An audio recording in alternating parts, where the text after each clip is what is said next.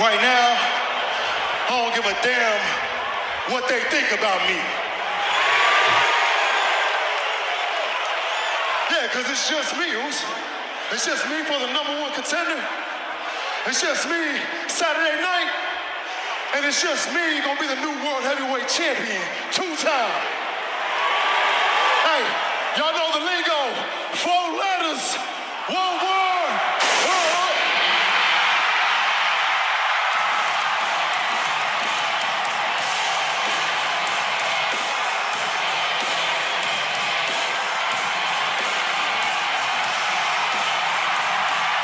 I'm talking to you, Jay. You got what it takes. But how far are you willing to go? I'm not asking Big Jim's brother, and I'm certainly not asking Little Roman. I'm asking main event Jey Uso. How far are you willing to go? Because you're not the only one who needs to be champion again. The small amount of time I held on to that title at SummerSlam after besting Gunther was way too short. I need to be champion like I need air in my lungs.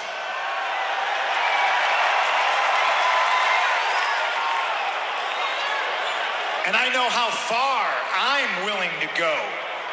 But Saturday night's main event, Jey Uso versus CM Punk, when you're face down on the mat after I've knocked out your grill and you look up and realize that you're in a situation you can't yeet yourself out of. Look at me. How far are you willing to go?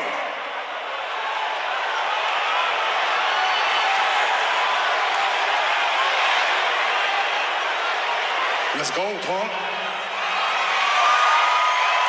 Let's go, Rose. I've been in deep waters before. I know how to swim.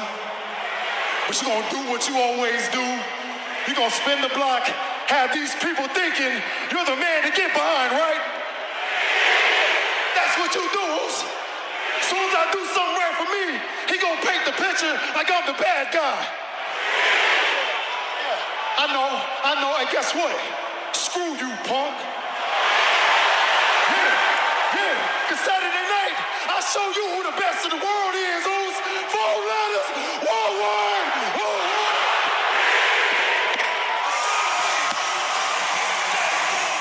Full disclosure, I cannot stand Jey Uso.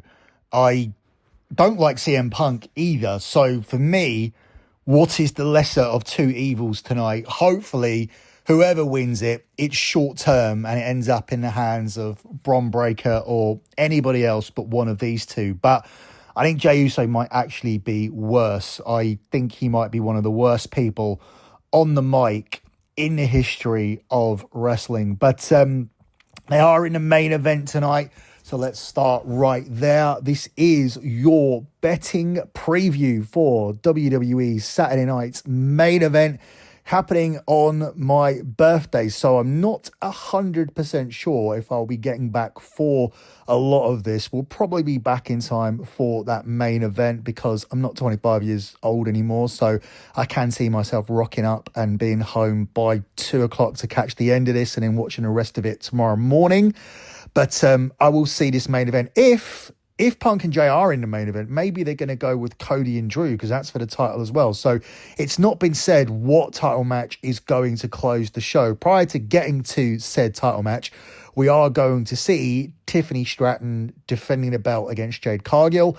And we are going to see Dominik Mysterio defending his Intercontinental Championship against Penta and Rusev. But let's assume it's Punk and Jey. Let's start there, where CM Punk currently is a 1-2 favourite with Jey Uso at 6-4. This has been a weird betting line. I've been watching it all throughout the week. Punk opened as a 1-7 favourite. This very, very quickly moved when both guys were available at 10-11, which would indicate a Jey Uso victory. And at the time, I was thinking to myself, oh, right, they're going to go ahead and they're going to pull the trigger with a Jey Uso heel turn. Now, I didn't actually think they were going to do that. The way Triple H builds, you usually build towards things slower than that. So it would have been more a case of Jey Uso teasing a heel turn here, but not going ahead with it, miscalculating, and then going on to lose the match. And then you build on that story with Roman Reigns, where Roman says, I told you, do what you need to do. Had you listened to me, you would be the champion right now. And that's kind of more in line with how Triple H books. So you would have slow built it, slow cooked towards Jay's heel turn, not pull the trigger here. That's what I was leaning towards. But when I saw that betting line, I was like, wow, they're doing it. That called off, though. That moved to CM Punk being at 8-11, which is where I bought CM Punk at that price, full disclosure. I wanted to take Punk anyway. I was worried by the 10-11, but when it moved to 8-11, I thought, right, I better buy because I can see this moving back. It did move back. It actually moved all the way to 1-3. And now, as we're recording, it's at 1-2. So it's moved back the other way. So there's been some more Jay money after there was seemingly a lot of Punk money when he was at 10-11 or 8-11 when I bought him. Seemed to be a lot of people doing that. It was at 4-7 last night. It was a 1-3 when I recorded this morning, and when I woke up this morning to record other shows, by the way, for the Lock Betting podcast. And then now, as I'm recording, it's at 1-2. So all over the place, at least 5 line moves here, but I'm going to stick with Punk. Maybe you get this at a better price than 1-2. Maybe the market movement is telling you that WWE aren't quite settled on what they're doing, but it does to me seem like that they're moving towards Jay miscalculating and slowly turning heel and perhaps blowing his title shot, being a catalyst, whilst Punk, he's an easy champion to hold the belt and to carry you through Survivor Series and the next edition of Saturday Night's Main Event, and to eventually just drop that belt to Bron Breakker, taking you into the year with a heel champion. So Punk seems to me like your more likely option to be your transitional champion as you get it towards Bron Breakker, which would, in my eyes, build towards Bron Breakker versus Roman at WrestleMania potentially. But there's no news about WrestleMania right now. There's no inside information, which I can usually get at this time of year, but it's a very different landscape with TKO, and they're not looking at WrestleMania matches quite as early as Vince would. Vince would probably have 4 or 5 that he wanted to do penciled in by now, but that never necessarily meant that Vince was actually doing those matches, because he was known to flip and change his mind constantly as well. But he would at least be thinking about them. But there hasn't been too many murmurings about what's been going on. That's largely down to the injury with Seth Rollins. I know we were heading towards Roman Reigns or Seth Rollins taking on Sami Zayn. I know we were heading towards Cody Rhodes and Randy Orton in the other title match, but things have got pretty quiet as far as WrestleMania information goes right now. So I'll keep you posted if I hear anything about WrestleMania, and that will be over on thedirtysheets.com. But here in this match, I like Punk still. I liked him initially. The line movement threw me off, but I'm back with CM Punk here at around about 1-2 at William Hill. In the other title match, Cody Rhodes opened up as a 1-7 favourite. He's now at 1-4, with Drew McIntyre as short as 5-2 to win that match. That's some very odd line movement. And if you look at the story a few months back, where allegedly Cody Rhodes and Drew went to Triple H and suggested a storyline where Cody lost the belt and Randy Orton would be involved in the finish. Are they now going to try and go back to that? Because obviously there are injuries on SmackDown, with Jacob Fatu no longer available until WrestleMania, if he gets back in time for that. You've lost Seth on the other side. So perhaps there might have been some sort of plan to maybe do Roman Cody 3 on the SmackDown side of things. And maybe now you're moving Roman across. The idea was for So the idea that I heard was that you had Cody Rhodes and Randy Orton penciled in and Sami Zayn versus Rollins penciled in. This was largely down to Roman Reigns still not signing a new contract. But if Roman Reigns was to sign the deal that WWE wanted him to sign, which was for him to pretty much sign the same deal that he's got now, but for them not to use the dates as freely as Vince McMahon did. So if you guys know the backstory, you'll know that Vince McMahon signed Roman Reigns to a 5-year deal, and it had a certain number of dates on it. More dates than what you've seen him. Well, not more dates than what you've seen him for, because, that's the right way to say it. More dates than what you've seen him for, because you wouldn't have seen him working on house shows. So it was a deal that was for more dates than what you've seen him for. Let's reuse that phrase. And Vince McMahon decided to use a load of those dates on house shows in 2021 to get WWE's live on the road business reestablished again, because he was worried about how that would be after COVID. So he used a lot of those dates. Roman Reigns had 200 dates on that 5-year deal, which would average out to 40 a year.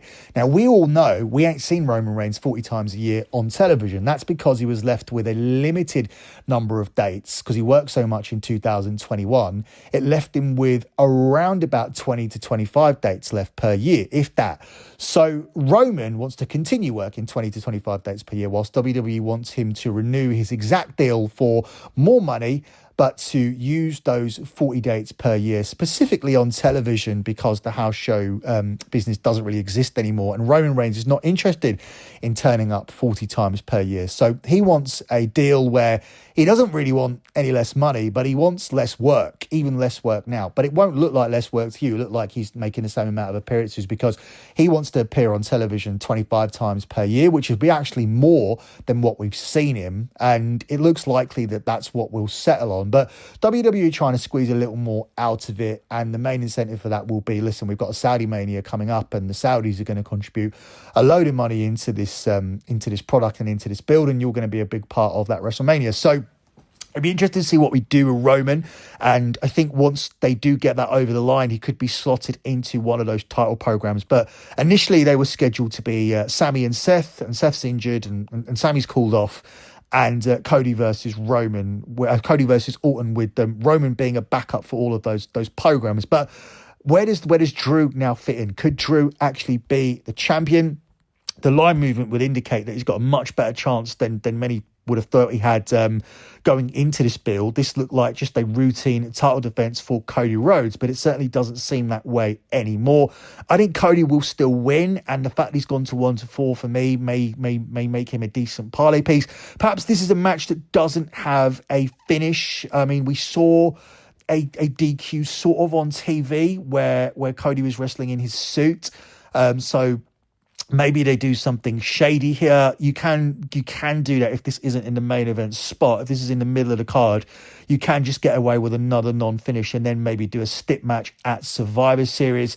Cody doesn't necessarily need to be on any of the Survivor Series teams, any of the War Games teams. He can disattach himself from the Vision, because it can center around the Usos and the Vision and Roman Reigns, and that's how you can do your War Games match. I said yesterday on the latest episode of the Wrestling Informer that John Cena is no longer expected to be involved in the War Games match, whilst he will be at Survivor Series. So be sure to check out that podcast to see what the current plans are for John Cena, and you can do that by going to thedirtysheets.com and subscribing, and you'll get yourself this week's episode of the Wrestling Informer. The Women's Championship match sees Jade Cargill as a 1-5 favourite, a big favourite to end Tiffany Stratton's reign, where Tiffany Stratton is priced up at 3-1. I think this is going to happen. I think they are going to temporarily cool off on Tiffany Stratton, and they are going to go with Jade Cargill, and they're going to move towards Jade and Bianca at WrestleMania. I've heard this as an actual story. I've actually heard this from sources. I heard that they were going to be doing this way before they actually pulled the trigger on the Jade Cargill heel turn. Now, this is in part for two reasons. Number one, they want to get the Jade and Bianca match done, and they want to get it done in Vegas as opposed to Saudi Arabia for obvious reasons. obvious reasons being two black women in a marquee matchup doesn't work as well in a country like Saudi Arabia. It's good to just do it in Vegas, and they feel the interest for it will be more likely to be there now before Jade cools off anymore. I don't think she's going to improve too much as a worker. She's done years in AEW. She's been in the WWE system now for over a year, and the signs aren't really there of mass improvement. So I think WWE now just want to pull the trigger with this match because they feel like they have something big there, but they want to get it done earlier, sooner rather than later. And the other reason is that they want to circle back to Tiffany by the time they get to that Saudi WrestleMania. But with the story I was given, that could also put the likes of Alexa Bliss and Liv Morgan into play as well. And this is because there is a fascination in Asia, specifically in Arab countries, when it comes to blonde women. They are fascinated with them. They think it is the peak of beauty. They are massively intrigued by them. It's a known fact that if blonde women go into Asian countries, into Arab countries, they are stared at and even sometimes asked for photographs, and often harassed as well, unfortunately, but asked for photographs in the streets because they just don't see these blonde women. They are absolutely fascinated with them. They are in awe. They've only seen them in television. And when they do see them on television, they are portrayed as superstars, something that is above and beyond you, unobtainable as such. So by putting these blonde women on posters, whoever they decide to go with, maybe more than one, it is going to draw a lot of attention. And that alone could be responsible for a number of additional ticket sales, a significant number of additional ticket sales from what I'm told. So that is known by WWE. That was obviously said to them by the Saudis, probably Turkey al-Sheikh. So there is a plan now to cool off with Tiffany because she's guaranteed a return to the spotlight in time for the next WrestleMania. So she's had a good year. She was unbeaten until she lost to Stephanie Baker, and now it looks like she'll suffer back-to-back defeats, lose her championship, and somewhat fade into the background until we get back to a Saudi Mania where she's going to be very prominent on the posters, if it's her that they go with, or if they maybe go with Liv, or maybe they go with both. I mean, it's not inconceivable that you have Liv Morgan in one title picture and Tiffany in another, because of the way that Saudis do see these blondes. It is a real thing. Go read up on it. It's a real thing, and WWE know about it. So, yeah, I knew that's what they were going to do, and therefore I knew they were going to pull the trigger with Jade heading towards Bianca. Wasn't 100% sure if that was going to come via heel turn or not, but it has been pretty obvious that Jade needed a new coat of paint, that she needed a heel turn, that she was better as a heel. It hasn't really worked as a babyface. It hasn't really worked at all because mainly, obviously, you've seen the botches and whatnot. And this is not going to be a polished worker, but it's a girl who looks great, and maybe working as a heel with these workers in WWE might help her matches get a little bit better because there'll be less selling involved as well when you're on top. I think this should have been a woman who came in originally as a heel Goldberg type anyway. So that's on WWE, but it looks like they are going to get it right. Looks like she'll pick up the belt tonight, take that to Mania, and defend it against Bianca Belair. And they've got a hard-on for this match, and it looks like they're going to get it done and out of the way in Vegas, even though Bianca's still not back from what was just supposed to be a broken finger. So very odd that she still hasn't resurfaced on TV. Final match we'll look at here is Dom Mysterio defending a belt against Penta and Rusev, where Dom is a 1-7 -700 favourite. This one is the most obvious match on the show. Dom's retaining the belt, moving on to bigger and better things. To find out what those bigger and better things are, be sure to go to the Patreon. TheDirtySheets.com is what you put in on your browser, and that will take you to the DirtySheets.com Patreon, where you can sign up and get yourself the Wrestling Informer and find out what Dom Mysterio is up to. You can also click the subscribe button if you're listening to this on the Dirty Sheets podcast. You can click the subscribe button to get yourself bonus podcasts if you're listening to this on Lock Betting. Go to the DirtySheets.com or go to the Dirty Sheets podcast, wherever you get your podcasts, and click the subscribe button to also get yourself the Wrestling Informer, which comes out nearly every week, providing there's news, because there's no news. I do not force shows. I do not make up bullshit like the rest of the guys. I don't have a criteria to feel like the likes of Meltzer and Sapp. I only give out real news, and I'm pretty much 90% accurate with the stuff that I give out. And if it ends up being something that doesn't come to fruition, that usually means there has been a significant change, and usually a late change, but rarely happens. I've been very, very good this year, and looking to finish out the year strong. So thedirtysheets.com, or go to the Dirty Sheets podcast. If you're not listening to this on the Dirty Sheets podcast, then click that subscribe button to get yourself the additional content. If you're looking for my betting content, be sure to head over to lockbetting.com. That's my service that has delivered 149 months in a row of transparent and tracked profit. Why is it transparent and tracked? Because if you go to the Instagram at lockbetting, you'll see the spreadsheets literally posted. The latest spreadsheets are pinned to the top of the page. And by looking at them, you'll see the type of bets we do, the sports we bet on, and how we sensibly manage a bankroll. So you don't need a lot of money to sign up for this. You can start making money on sports this weekend, including the WWE, including soccer, and the NFL, where I have a record of 6 winning weeks out of 8 so far. And historically, I've never had a losing NFL season. 11 winning seasons in a row. If you're looking for a lighter product for the NFL, then check out patreon.com/NFL Pick 6. That's where me and Cav come together and do the NFL. And we give out 3 picks each. So it's supposed to be 6 picks per week, but we always give a lot more. We cannot help ourselves.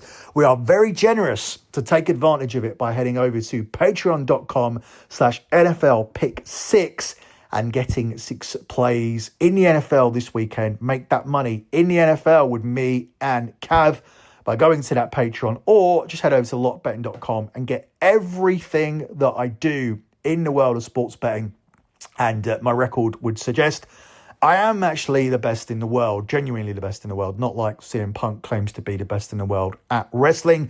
And finally, check out the Dirty Sheets YouTube channel. There's content out there now all the time. I'm doing a video nearly every single week. This week I spoke about why teenagers are no longer interested in the WWE, why they find it boring. Did a whole video about that. And also, I'm releasing these shorts called Fantasy Warfare, where I'm looking at wrestling matches from the past, wrestlers of the past taking on wrestlers of the present, matches that never happened, such as Hogan versus Austin. I talk about what would have happened if they'd faced off. I even book a finish. I particularly overbooked the shit out of a finish between Ultimate Warrior and Goldberg. That was one of my fantasy matches. That was on episode 7.